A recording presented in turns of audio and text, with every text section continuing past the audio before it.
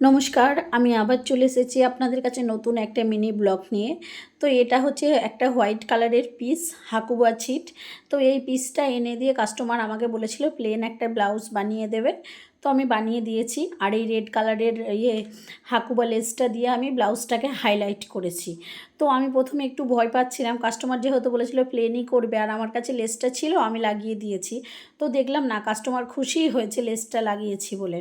তো যা হোক, তারপরে এই যে বিকালের দিকে আবার ভিডিও স্টার্ট করলাম। ভাই গেছিলো বাড়ি, আমার বাপের বাড়ি। ভাই যেহেতু এখানেই থাকে, তো আজকে এসেছে কারখানাতে।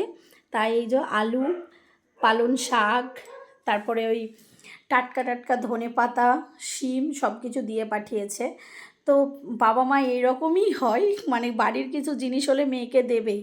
তো মনটা একটু খারাপও লাগছে, বাবা এখন অসুস্থ তাই আসতে পারছে না। নাহলে আমি যতদিন এই কলকাতাতে আছি প্রত্যেক বছর আমার বাবা আসতো আর দিয়ে যেত এইসব। টাটা, আজকের মতো ভিডিও এখানেই শেষ করছি।